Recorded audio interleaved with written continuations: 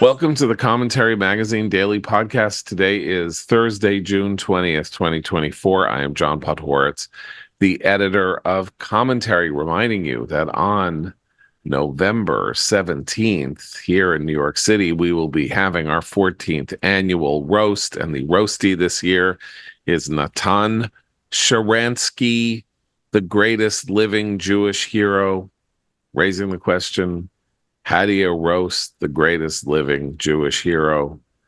That's for us to know and you to find out on November 17th. Go to commentary.org/roast for more details. It's not a cheap ticket. It's not a cheap date, but this is the event of the year. People have been telling us for more than a decade that this is the annual fundraiser that they enjoy more than any other. It's got a different spirit, a different attitude, a different way of bringing a community together with hijinks and hilarity and a genuinely good mood, which of course we could all use. So please go to commentary.org/roast for details on the commentary roast of Natan Sharansky. Present at that roast will be executive editor Abe Greenwald. Hi, Abe.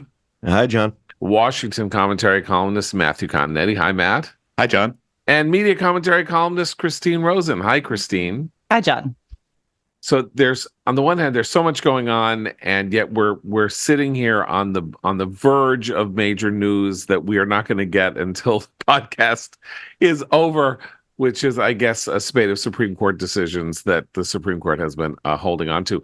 Let me start with this question of whether or not the Supreme Court's refusal to rule swiftly on the Donald Trump claim that he has immunity as president from Jack Smith's charges relating to January 6th, that the Supreme Court's refusal to rule in a way that would hasten Jack Smith's ability to bring this case to trial is deserving of the conspiracy theories that seem to be getting advanced, that somehow this is being done to serve Trump's interests, rather than what I would imagine to be the case, which is that we are having massively Solomonic arguments. There had been massively Solomonic arguments inside the court about what exactly the Supreme Court should find on this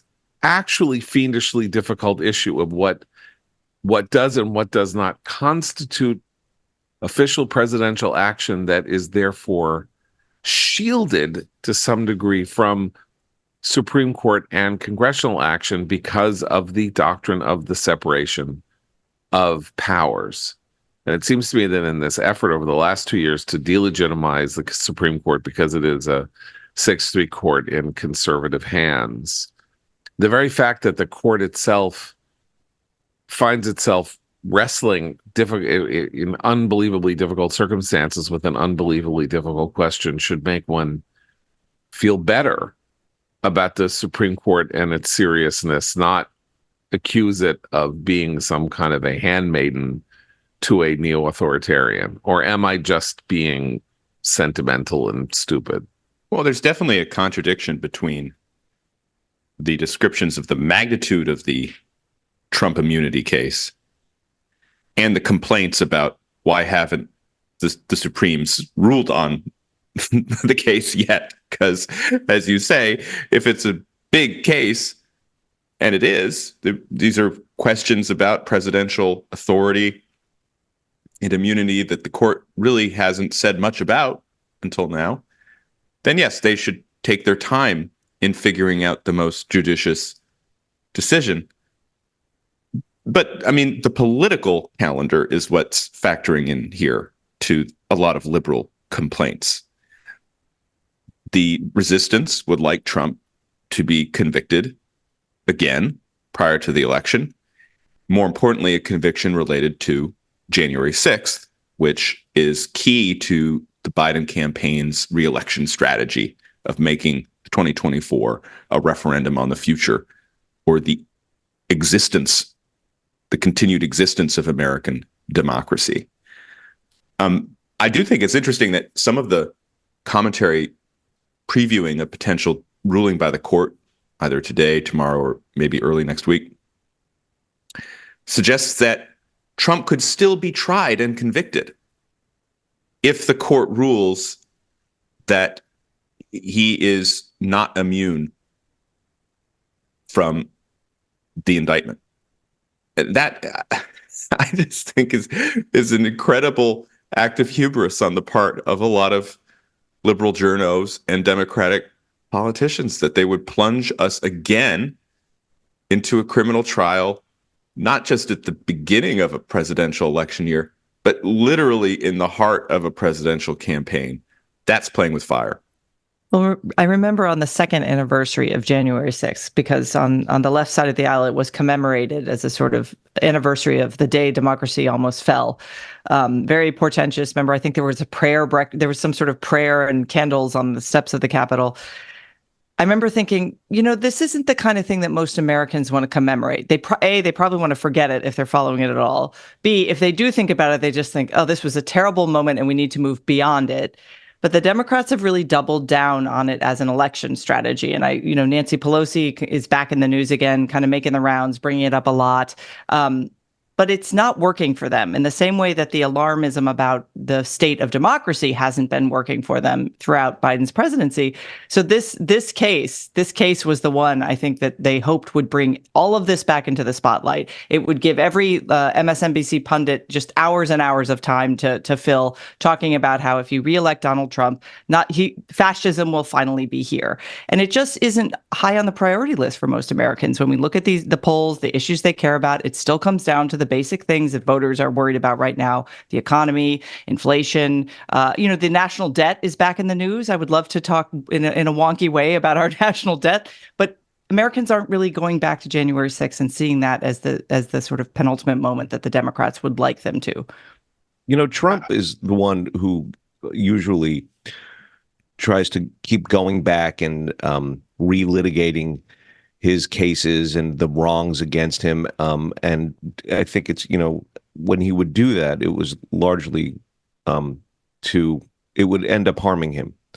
Now you see, I think there's a sense, at least, that the Democrats are now rehashing, relitigating things that are unpleasant, bad, but as Christine says, no longer a priority. And, regarding the idea that Americans should be happy that the court is taking time to deliberate this.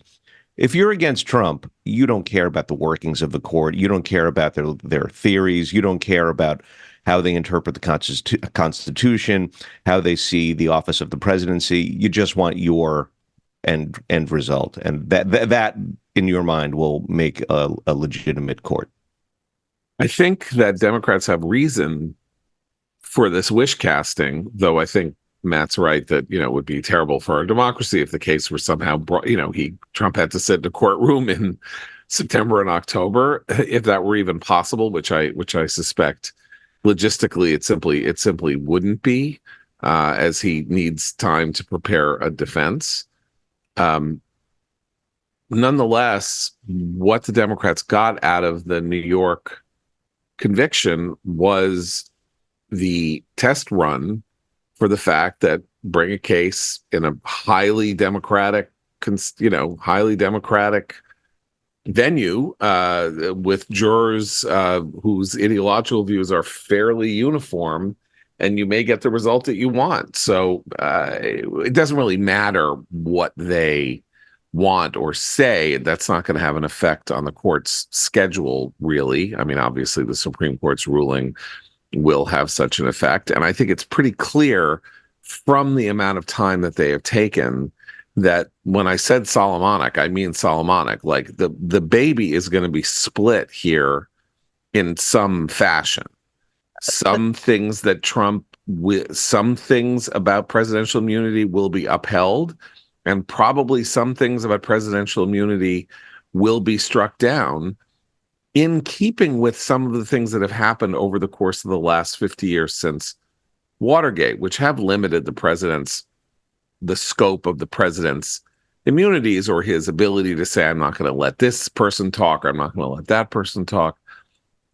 But that what we don't know is whether a ruling that was favorable to the continuation of Jack Smith's case would give him the lane that he needs to convict him. That is to say, there could be a ruling that says Donald Trump is not immune from prosecution on January 6th, but he is immune on X, or the president needs to be immune on Y, and he cannot be questioned about Z, and and Smith might need X, Y, or Z to secure the conviction that he wants to secure, unless you just believe if he says, Trump picked his feet in Poughkeepsie, that's all he'll need to convict him, because that's what happened in New York. Alvin Bragg said, "Did you ever pick your feet in Poughkeepsie?" And a jury of 12 good men and true said, yes, he picked his feet in Poughkeepsie, and convicted him. But there's also political risk in this term of decisions by the court for Joe Biden. Murthy v. Missouri is a case that I think if you want to talk about an executive acting, overreaching one's power, this is the case involving how the Biden administration worked and one could argue coerced social media platforms to kick average Americans off of them for so-called disinformation. It's a total violation of many Americans' First Amendment rights. It got a lot of attention at the lower court level, but it's come up to the Supreme Court.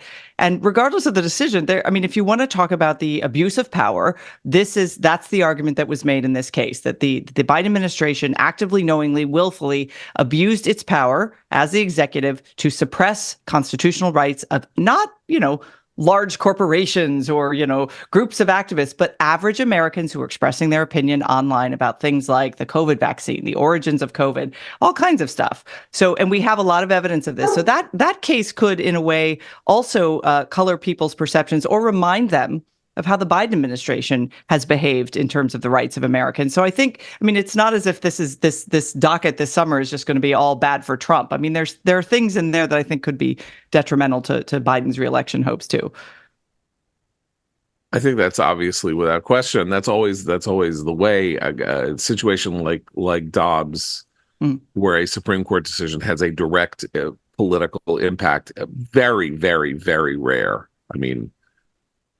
Maybe Citizens United, only because policy changed in the case of Citizens United, or maybe some of the gun cases. But since the gun cases have tended to come out in favor of the conservatives, and the liberals have not managed to make hay out of guns as a political issue for themselves, I guess you can't say that those really mattered. The social media case is an interesting one. I wonder, does it break through as a populist issue, or really is this something because it's been a populist issue on the right. It's right. The sort of mainstream that has, I think, deliberately ignored it because it doesn't reflect well on the mainstream.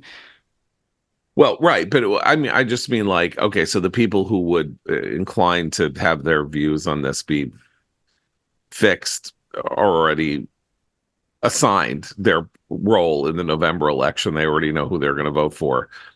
We always get down now to this question of whether or not there are persuadable voters in the middle for whom policies that arise or things that happen will have some effect on how they make a decision between now and November. Well, I have something to say on that topic relating to the new Fox News poll. The Fox latest poll has Joe Biden leading nationally among registered voters, 50% to Trump's 48%. Trump was leading in the previous Fox News poll. And what's interesting about the Fox poll is that the source of Biden's comeback is twofold. One, more voters have a more optimistic view of the economy, and that's helped Biden slightly. Still, voters are not happy about the economy, but they're crediting Biden a little bit more positively, and that's helped boost him. But more importantly, in my view, is that independents in the Fox poll have swung heavily toward Biden. In May, the registered voters who were independents favored Trump by 2 points. In this latest poll, the independents are favoring Biden by 9 points. That's an 11-point swing. And in other polls taken recently that show a very close race, and I'm looking at the latest NPR poll as well, Biden has pulled ahead of Trump with independents 50 to 48. That's in the NPR poll, which has the presidential contest tied. So if this trend extends to other polls of independents moving away from Trump and toward Biden, thus tightening the race, I think we could ascribe some of that movement to the Trump conviction and some of the other data we've seen where independent voters say, yeah, this conviction does make it less likely that I would support Trump. Now, is there the chance that that effect will waver or fade over the course of time? Sure. And that's why Biden and the Democrats would like to have Trump back in the dock, tried for what happened on January 6th. Because if what we're seeing in this poll is that the independents are having second thoughts about Trump because of a conviction, well, they may have second thoughts again because of what they hear about January 6th if it's played out in Judge Chutkan's courtroom in D.C. So the strategy is clear, and it does seem to be producing some results, some tightening of the race, particularly among this key group of independents. And it has been remarkable to me in previous months just how widely independents had swung toward Trump, who they rejected in 2020. But if they come back to Biden, then that is going to make for a very close race, and a race that's probably risky for Trump than otherwise. Obviously, we need to offer the usual caveats that a 2 or 3 point swing in a poll with a 3-point margin of error is actually no swing statistically, and that basically, once again, as has been the case since January 2023, this election is a jump ball. But it's important to remember that it's a jump ball because we talk about this so granularly, and we look at the Biden clips and we look at this and we look at that, and we might be inclined to say, well, obviously, in some ways, Trump seems to be pulling away from Biden or has a really clear advantage. Now, go to the swing states, you go to the polling in the swing states, Trump's ahead in all the swing states, so that's good for Trump, right? And the issue set is good for Trump because the most important issues he's up by double digits. So if you were to use these secondary polling measures along with the national top line number, you would say yes, Trump is in reasonably good shape heading into the debate next week. But it's still a jump ball, and anyone could win this election. And Republicans should not get overly confident, and Democrats are not stupid, and they are not pursuing the January 6th strategy out of desperation, because I think they do see something. They do see that the reinforcement of their negative message about Trump is central to their ability to prevail against him, and the set of issues that they might want to use to do that, to remind people of why they didn't elect Trump again in 2020, that really doesn't seem to be working. So they do need a meta message, a meta issue, saying, do you want to go back to the Trumpian chaos is not answered, is badly framed for them, because there seems to be Bidenian chaos. And therefore if you talk about chaos, you raise chaos as an issue. And I'm not sure that, chaos 4 years ago is going to bite the way chaos today bites. And the chaos I'm referring to has to do with Israel, Gaza, and Hezbollah. And I'm not saying that I think Americans are following that the way we are either, but they're looking at it, and they're now looking at it and saying, well, this is a mess. I don't really understand what's going on. Or, I guess people are going over there trying to get a ceasefire, and there's no ceasefire. And meanwhile, the It's Hamas who's not doing the ceasefire, so why are we even bothering with this? Why is this conversation going on and on and on and on? I don't think that's good for them. So they need something other than, my God, we can't go back to 2020 because the polling shows that people have changed their minds about how bad 2020 was. And I want to defend them a little bit, people, on this, because 2020 was very bad.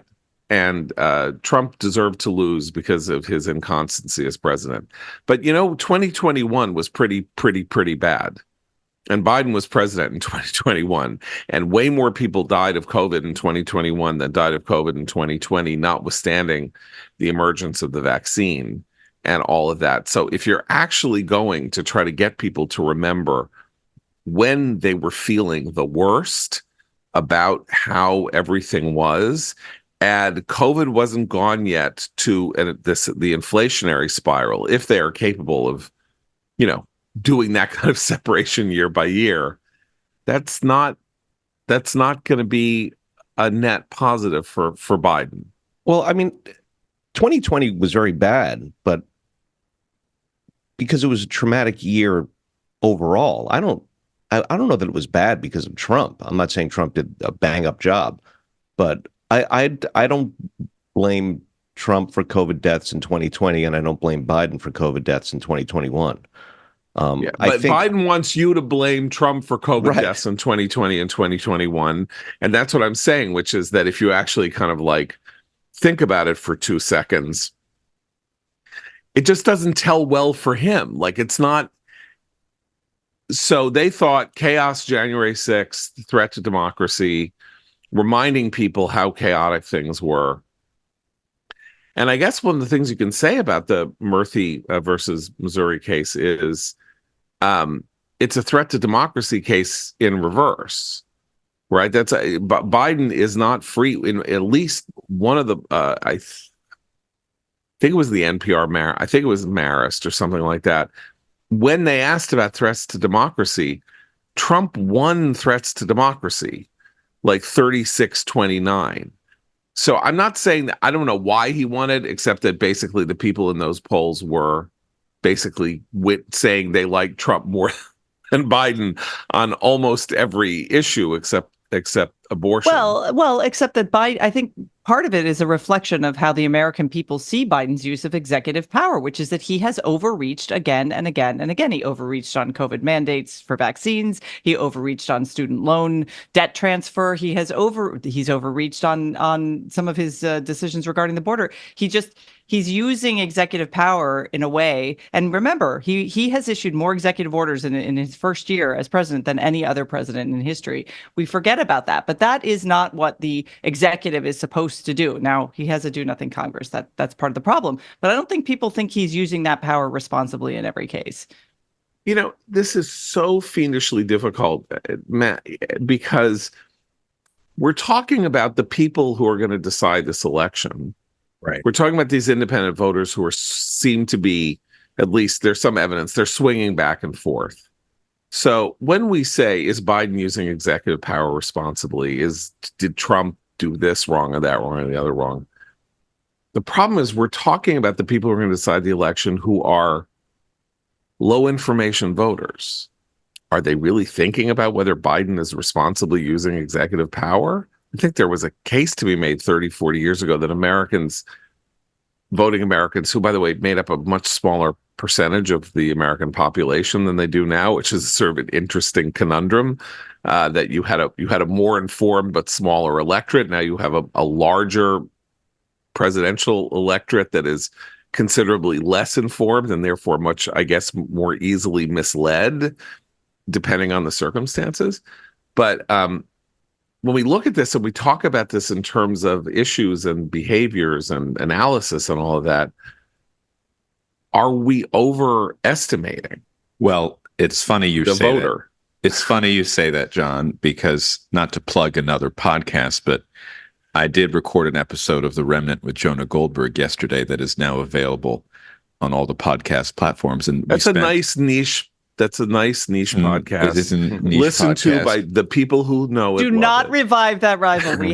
We had a peace. You're breaking. We had an armistice. All I'm saying is that we spent a lot of time on this question of who are the American people? What is the American electorate? And we came up pretty short. We didn't really have a good explanation, but we did have a lot of laughs along the way. What I would say is, I was just looking at some of the polling. If Biden's path to second term now seems to me to reside in the 3 Rust Belt swing states, the famous blue wall, Pennsylvania, Michigan, Wisconsin, which he won in 2020. Trump had won them in 2016. And I'm just looking at recent polling of those 3 states, and the Real Clear Politics polling aggregator doesn't have any recent polling. I mean, here's Wisconsin. The most recent poll was mid-May. Michigan, the most recent poll was early June. Pennsylvania, the most recent poll was early May. So all of those polls had Trump with a slight lead. But again, that's before we can begin to factor in the conviction and how that might play with independent voters. Another factor in those 3 swing states is the senior population. And one unusual trend in this election is that the Democrat, Biden, perhaps for understandable reasons, is really killing the senior citizen vote. The 65 and over Is he crowd. killing the senior citizen vote the way Andrew Cuomo killed the senior citizen vote? No, Or do you mean That's it's not not a the way Jack I wanna- Kevorkian reference. He's like killing in the sense of really He's rocking the senior rocking citizen it. vote. Thank There you you. go. Thank you, Christine. He's rocking. By the way, the can I seniors. interrupt? Can I interrupt out of nowhere? I just have to interrupt course. out of nowhere.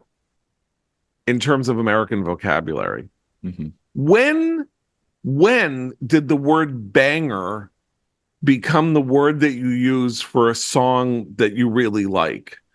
I know you're wondering why on earth I'm bringing this up, but I was reading a review of something, and it was like the old Eurythmics banger, "Sweet Dreams Are Made of This," or "That song is really a banger. This is a banger." A Zoomer wrote that article you were reading. Okay, no, actually, I don't. I maybe, but I'm just saying, like, is this I don't an think acceptable? Are we happy with the word banger? Just meaning, boy, that's a great a song that I headbanger? really like. But a headbanger was Okay, a but specific Miley kind of- Cyrus okay. had a whole album called Bangers with a Z, Oh, she right? did, okay. We used to call them power ballads, right? We're so old, or something, or like anthems, rock anthems, which have Yeah, more. It has a okay. more dignified sound. But Well, I think I blame anyway, Miley. I so apologize for this, but it was like bothering me that out of nowhere in the last 3 months, it's like the word groovy in 1967. But John, like for you, yes. it's Yeah. the last 3 months. It's been like 10 years or something. Oh no, That's the don't way say it that. is. Really? Yeah. No. That happens to me Oh, too. God. You know, Oh, you think God. something is sudden, and then it's Okay. It's not. Anyway, Wait a minute, I'm we're sorry. the seniors. Okay. Yeah, no, okay. Yeah, Biden is really rocking the vote with me right now. He's a bang. He's a banger. that was a banger among of an the ad that 65 he did. and Okay, over Yes, crowd. yes. I'm so And- sorry. And that electorate there in the Rust Belt tends to be a little bit older.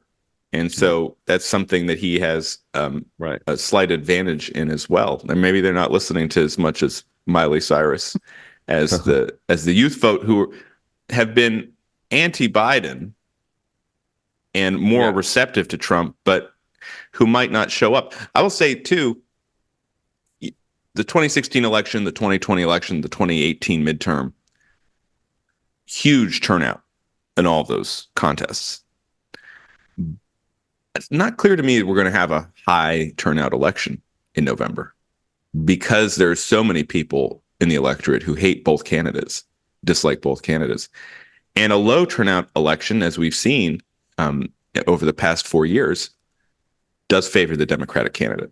Although the other place Biden is slipping, which our friend Mark Halperin noted in his newsletter this morning, is among women, which he should be showing stronger among women. But when asked what they are concerned about, abortion and democracy are there, and obviously the dedicated left-leaning the hardcore Democratic women are still totally on board with Biden, but they're worried about inflation, the economy. I mean, so again, like he should be doing better with some of these groups that are stalwarts of Democratic party politics, but he's slipping. That's not good. So for him. can we play this game with the map? It's not our usual game, and the 270 map, but I went to the 270 map. And if you take the map as it stands and you assign Wisconsin, Michigan, and Pennsylvania to Biden and leave the rest of the map pretty much as it was, Democrats get to 270. Well, you're right. You're giving Trump the Sun Belt swing states. I'm giving Georgia, Arizona, Arizona, and Nevada. Right. Right. That's right. Okay. So Okay. So with that map, and I'm looking at it too, that's Democrats 270, Republicans 268. Right. So Trump needs only one of the Rust Belt states to win the election in that scenario. Or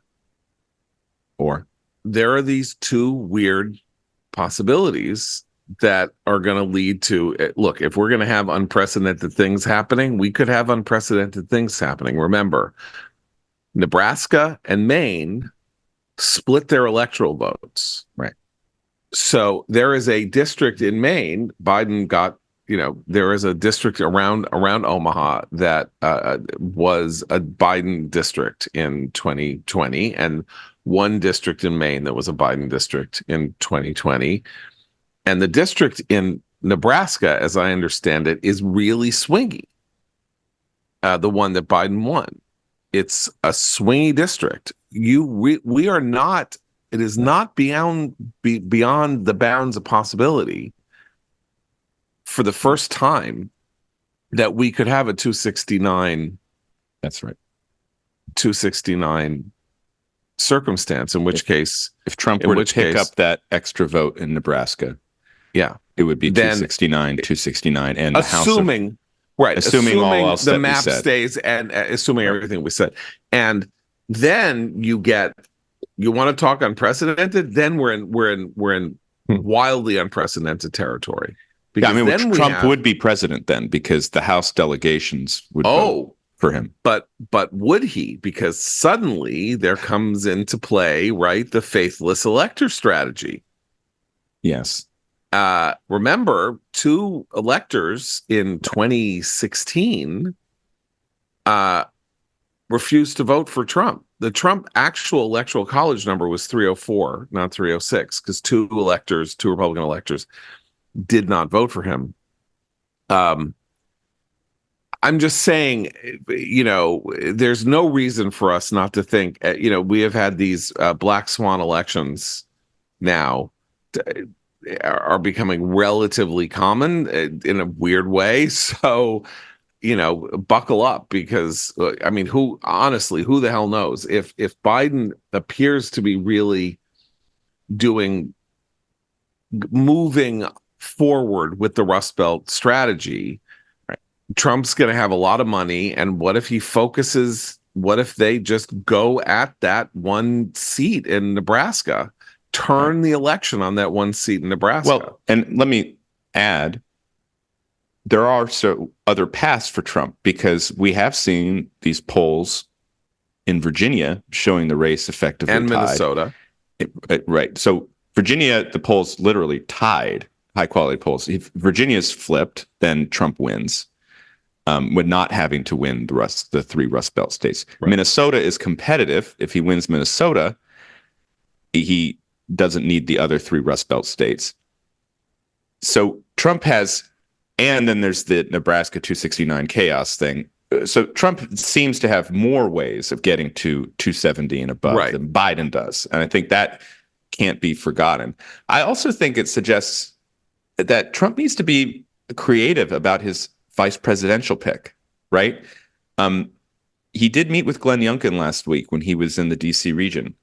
I do think Youngkin, there'd be some drawbacks, but he would definitely put Virginia in play. And that's something to think about. Youngkin also, I believe, would appeal more to independent voters than some of the other people on the list. And if Trump is vulnerable among independents, that might be important to him too. So usually we say vice presidential pick doesn't matter, and I tend to agree with that.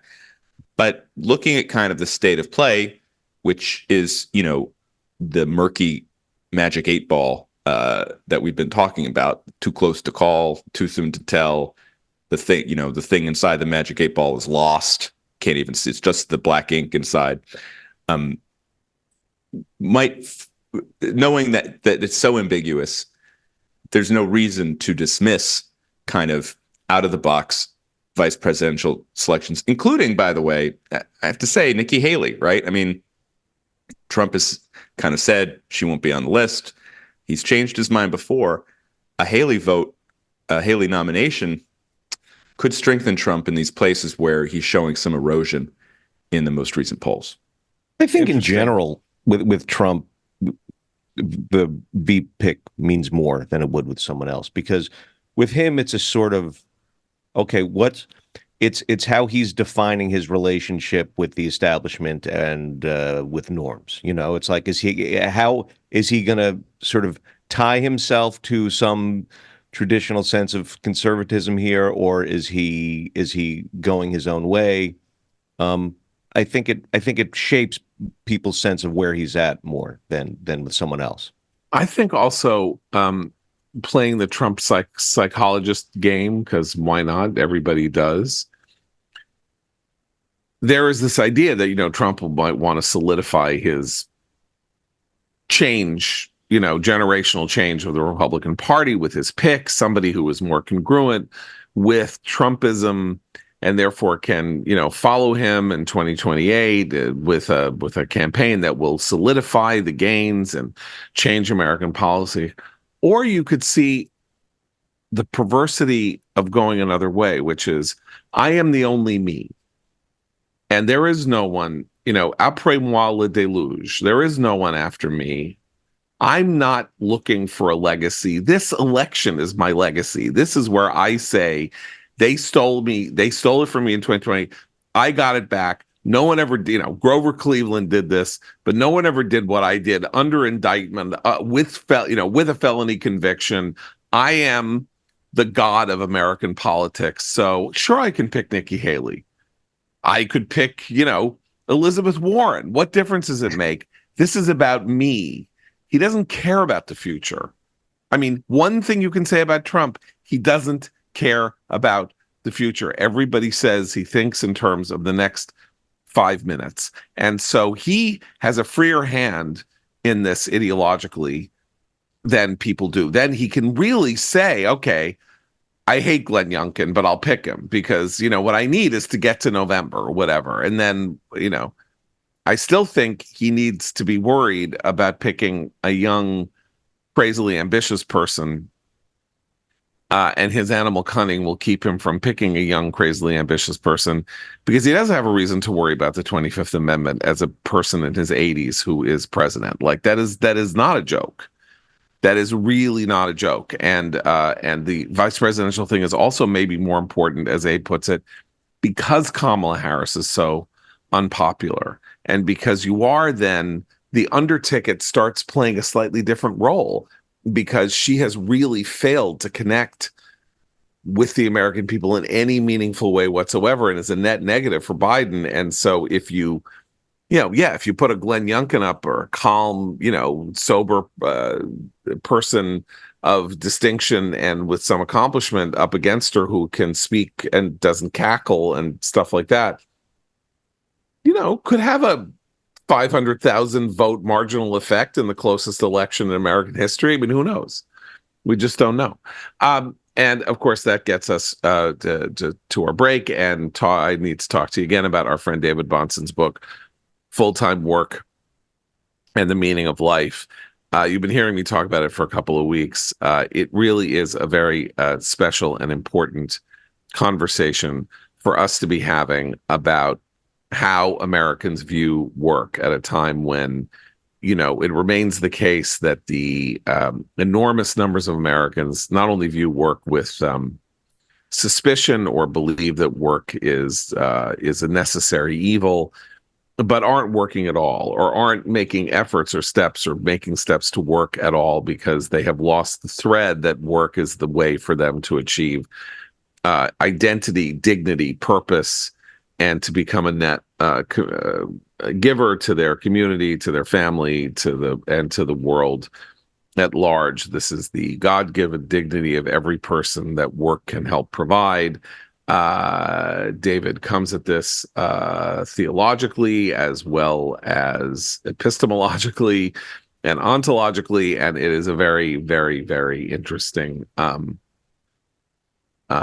way of approaching this timeless topic and present day economic conditions. So that's Full-Time Work in the Meaning of Life by David Bahnsen, Bahnsen. Check out more at fulltimebook.com, or just go buy it at Amazon and Barnes and Noble or iBooks or whatever. So that is our story with that. And I just want to point out that Amos Hochstein, Biden's envoy to dealing with the problem of Israel and Lebanon and Iran and Hezbollah, came up with a ceasefire proposal. And guess what? It failed, which means, so Amos Hochstein, if you had a scoreboard, Amos Hochstein has a long way to go to reach the number of ceasefire plan failures It's Blinken. that Blinken's at. Right. Like Blinken's still winning. But Blinken's winning, I think 8-2. Right. But look, maybe these were early innings, and I'm rooting for Hochstein. It's so bad that Hezbollah actually issued a statement saying that they were going to continue fighting with, quote, no rules and no red lines. I mean, Does Hochstein play any musical instruments? Can he bring maybe the saxophone or bass guitar on his next trip to the region?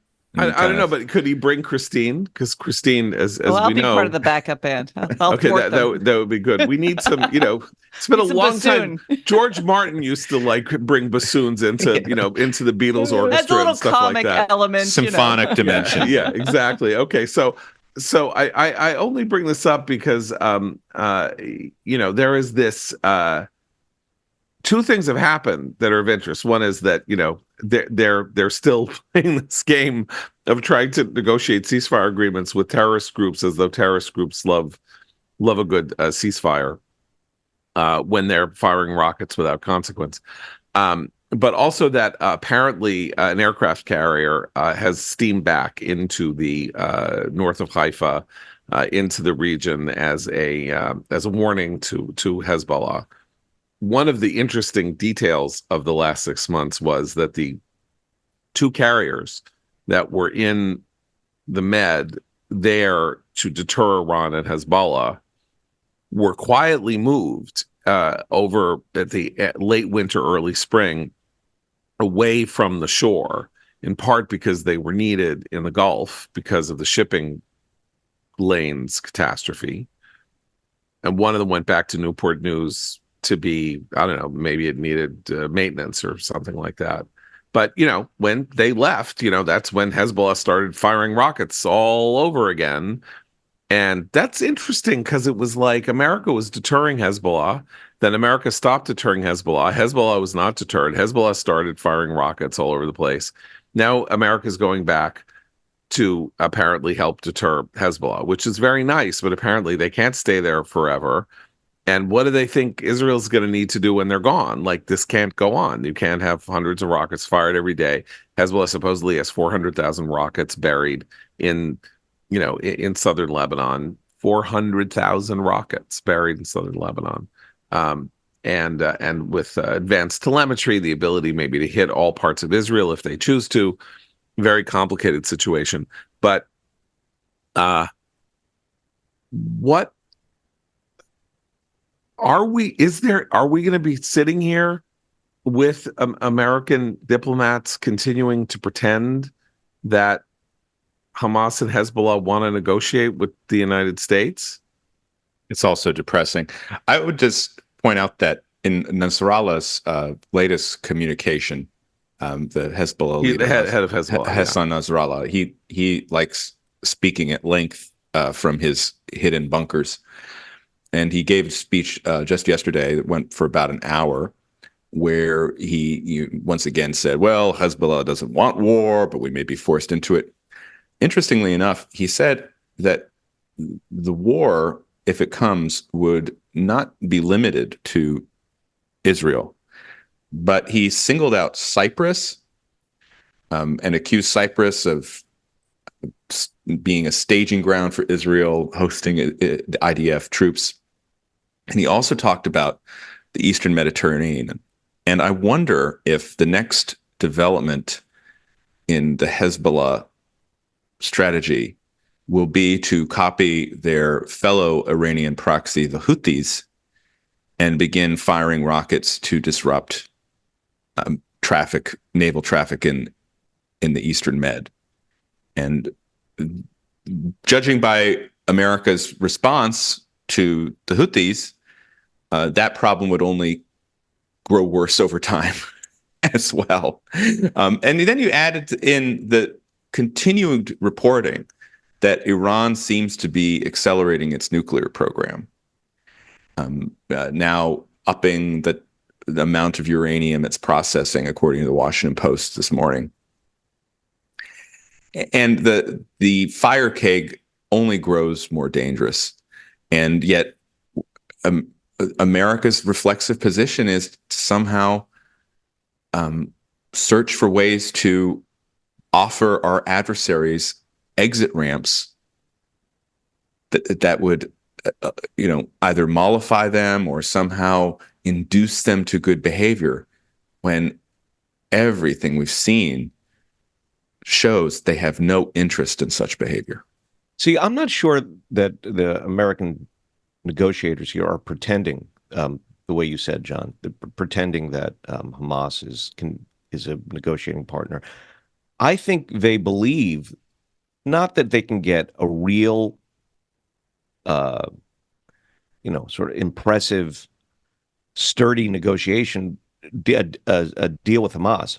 I think they'd settle for a deal where Hamas just takes advantage of them, and they'd call that some type of pause. Not unlike the American negotiations for the first JCPOA with Iran. I think they want a bad deal to say they have something. You could be right. I think something changed, however. In 2020, I think we learned that the Democratic Party or the Democratic electorate, and in 2016 maybe, has a new kind of attitude on these matters from what we had come traditionally to expect when it comes to America and the projection of power. And what I'm referring to is that when Chris Stevens, the American ambassador to Libya, was killed in an attack on the consulate, and four other Americans were killed, and Romney suspended his campaign to show his support for whatever it was that Obama might find necessary to do to respond to this unprecedented act of violence against a U.S. ambassador. And Obama and his people did not want to respond. Now, it's September. It's the anniversary of 9/11 when this happens. He's locked in a close election. To me, at the time, it seemed like a total gimme for Obama to say, "We will not rest until we get these people. We're bombing. We're doing this. We're doing that." Like getting hawkish in America's defense, and having Romney on the back foot, because Romney is doing what a conventional Republican would have done, which was to support the president at a time of national crisis to show that he was a patriotic person or whatever. And Obama said it was a video. Obama said it was the insulting video, right? It was the Obama administration. Islamophobia caused the killing Right. of our ambassador and the attack on our consulate. Right. So that was a hinge moment for me, as I think was the Pulse nightclub shooting, which also happened under Obama's watch in 2015. which was, okay, so there's domestic terrorism in the United States. There's terrorism against Americans abroad. Americans will come together to support counteraction against these acts of war against the United States. But the Democrats didn't want to do that, and they know themselves. They know themselves. They know their people. They know their constituents. They were not being stupid. They weren't being irrational. Something had changed in the mindset of the people that Obama was appealing to and that were his people. And they don't like action. They do not like world action. They do not like a decisive action. Maybe they like, a fun little hit. They like a moment when you go in and you get bin Laden, and then you come and then you jump back out.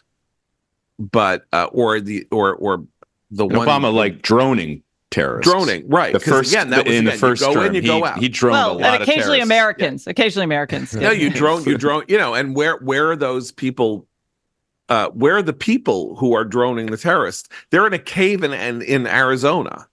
They're not engaging with the they're Sure. running a joystick. Oh, right. In a not a cave. Yeah, well, and think about how he responded to the rise of ISIS in the second term. He delayed, tried to avoid doing anything until the American people turned against him because ISIS was chopping off heads.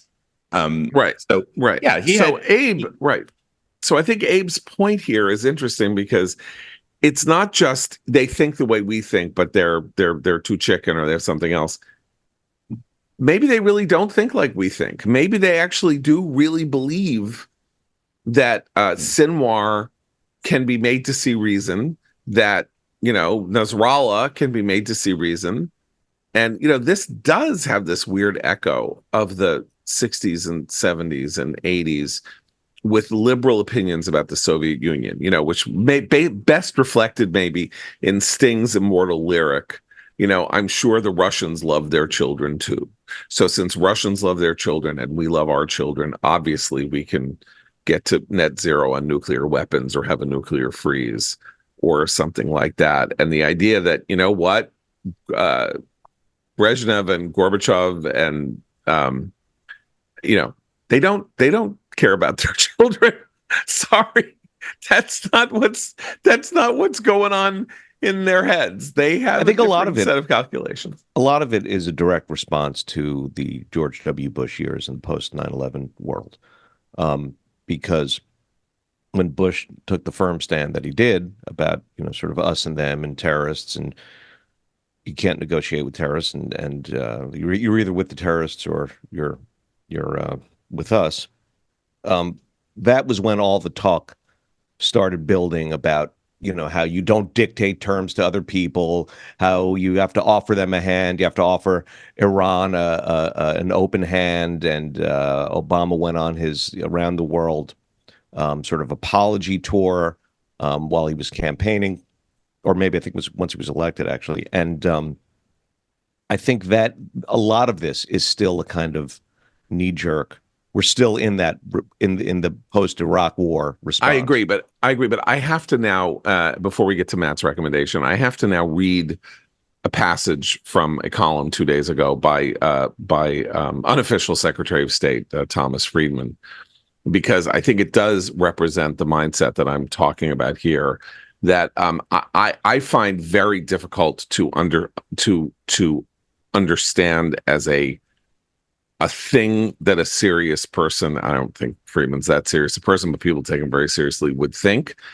But you need to hear this if you didn't read this, okay? Because he says Netanyahu has to pull out, and then there need to be new elections, and that's what needs to happen. So here's Friedman. Hamas needs to survive. That's the bottom line of this column. But here's the passage I need to read. Yes, writes Friedman. I can hear the criticism from the war hawks right now. Friedman, you would let Hamas's leader Yahya Sinwar come out of his tunnel and declare victory? Yes, I would. In fact, I wish I could be at the news conference in Gaza when he does, so I could ask the first question. Here is, the news conference. They're known for their lively press conferences. And here is the Friedman question. Are you ready? Yes. Mr. Sinwar, you claim this is a great victory for Hamas, a total Israeli withdrawal and a stable ceasefire.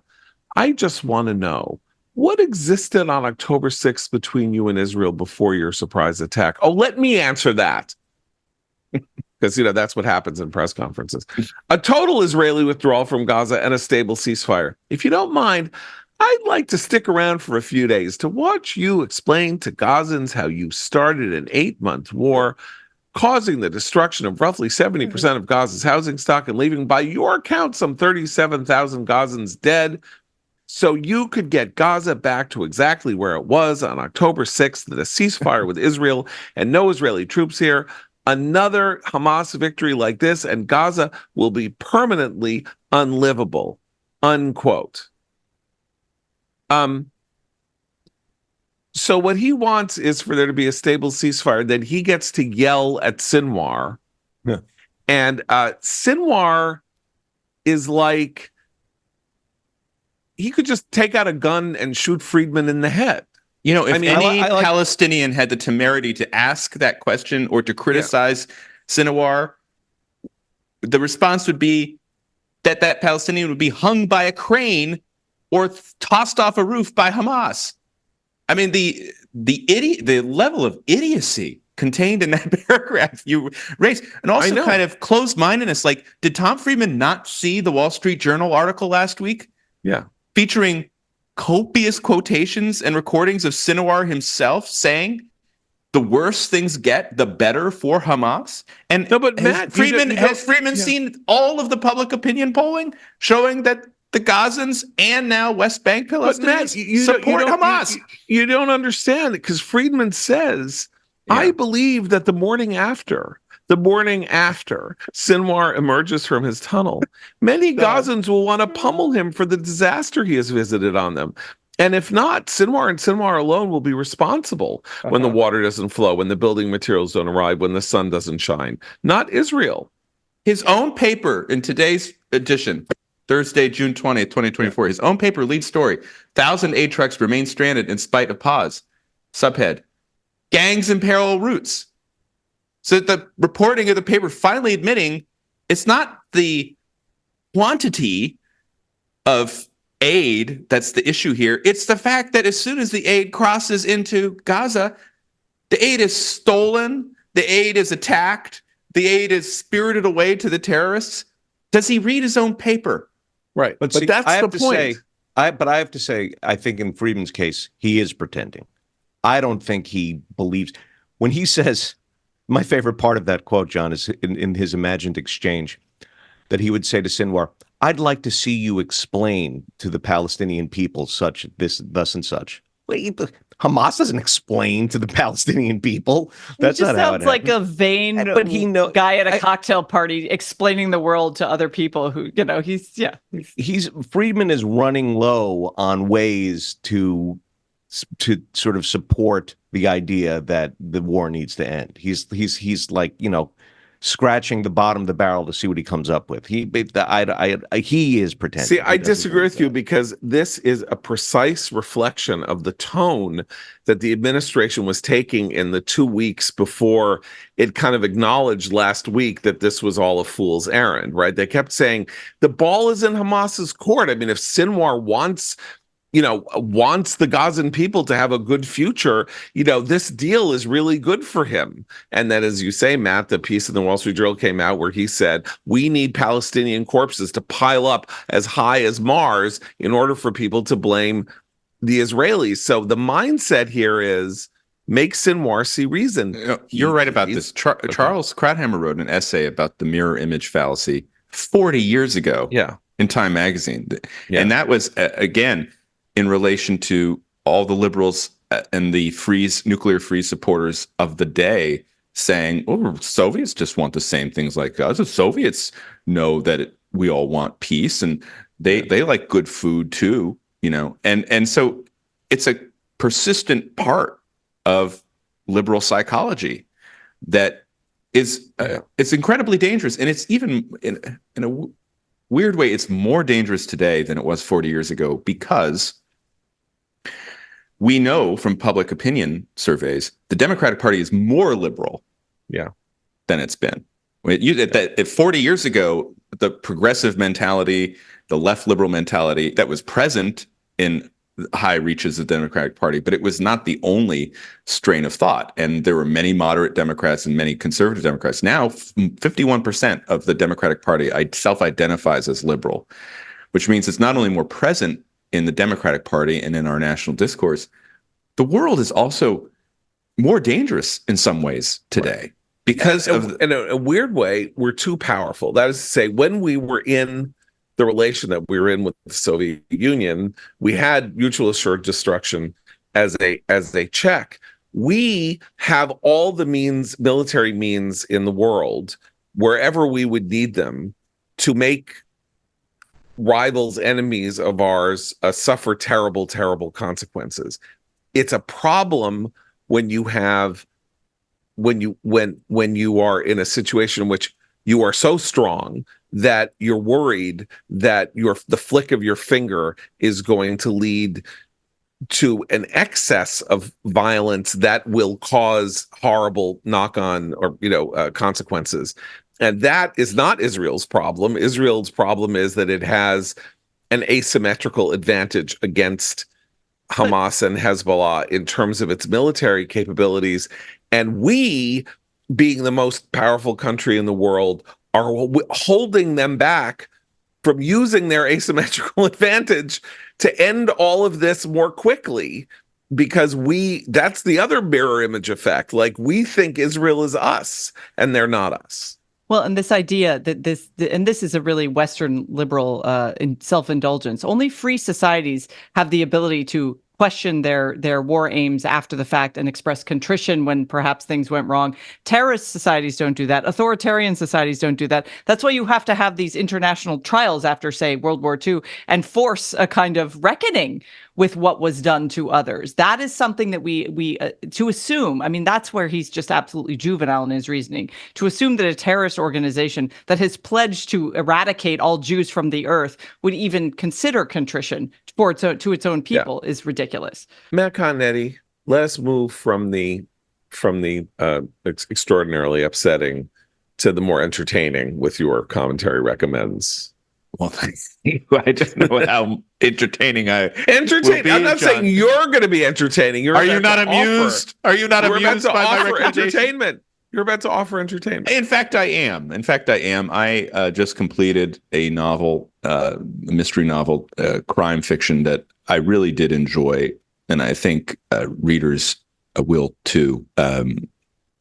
And that is the first Lou Archer novel by the mystery writer Ross Macdonald. I had heard things about Ross Macdonald for some time, but I'd never read him. Finally, Micah Maddox, who runs an excellent Substack called Proofrock, mentioned how much he loves Ross Macdonald again in a recent newsletter. And so that kind of inspired me to pick up The Moving Target, which is the first Lou Archer novel. I loved it. Lou Archer's a PI. In this novel, he gets involved in a kidnapping caper. He needs to find a very wealthy businessman who's also a raging alcoholic and has gone missing. The Lou Archer series is set in the Los Angeles and in California, and Macdonald has an amazing capacity for metaphor and simile, so that makes it fun. He has a very dry sense of humor, and so does Lou Archer, the detective. And so there's great repartee. And reading the book, I really did feel I was watching another, rather a sequel to one of my favorite films, The Maltese Falcon, which is based on Dashiell Hammett, right? I think his I get Spillane and Hammett mixed up sometimes, but so I pictured Humphrey Bogart as Lou Archer as I was reading it, and that just added to the experience. So the book is The Moving Target, a Lou Archer novel by Ross Macdonald. It's the first of 18, and I'm looking forward to moving ahead in the series later this summer. Well, I have a treat for you, Matt, because you may not know this, but The Moving Target was made into a movie, and for very odd reasons, Archer's name was changed, and the movie's title is Harper. And who plays Harper? It's a movie made in 1966, written by William Goldman, is Paul Newman. And Harper was one of the movies that enshrined Paul Newman as the actor of his generation who could do almost anything. And it's great. I haven't seen it in many years. I don't know where it's to check out. Yeah. It was a huge hit. And as I say, the most interesting thing is, for some reason, they decided to change Archer's name to Harper. Though if I see the movie, it means I'll have to envision Archer as Paul Newman and not as Bogart in the second novel, The Drowning Pool, which I plan to read. Which there's also a movie of.